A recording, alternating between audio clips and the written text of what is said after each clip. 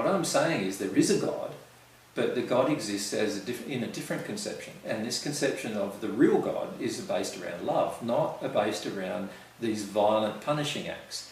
Remember back at the beginning of our conversation, I was saying that the main problem that we have in religious faith is that we all believe in a violent punishing God.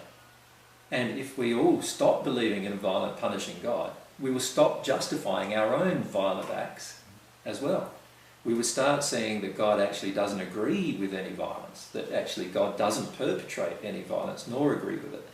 And once we saw that, now we could at least introduce that God to every religious form. Like the Muslim can still worship God, but instead of worshipping the violent punishing God that is outlined in the Quran, he can worship the beautiful, loving, kind, compassionate God who actually exists.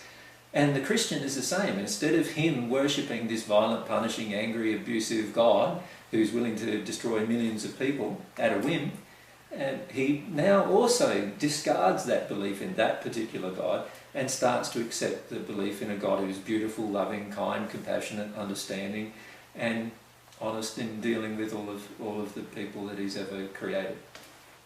Now, if both the Christian and the Muslim agreed that that was the God, then you could see they'd end up both worshipping the same God. But if both of them can't agree that that is the real God, that God is actually does have punish under certain circumstances, that God is wrathful under certain circumstances, this is the beliefs they wish to retain, that God is wrathful, punishing, angry under certain circumstances. Once they want that, then now it's up to them to define the circumstances. I see. And that's the trouble. So I'll define a different set of circumstances than you'll define. So I will say, as long as you're a Christian, then God's a loving God. But if you're not a Christian, then God's going to destroy you. Right? And you say, as long as you're a Muslim, God's a loving God. But if you're a Christian, then you're an infidel. Right? And what have we done? We've now put our own definition upon what God will do. If we both agreed that God was a loving God who would never conceive a violent act, what would we do?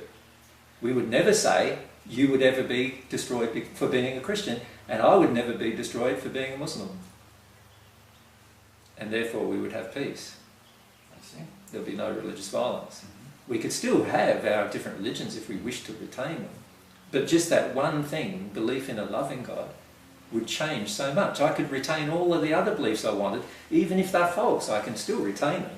Even if they're not scientifically true, I can still retain them if I wish. That one belief that God is a loving God would change our interaction with each other.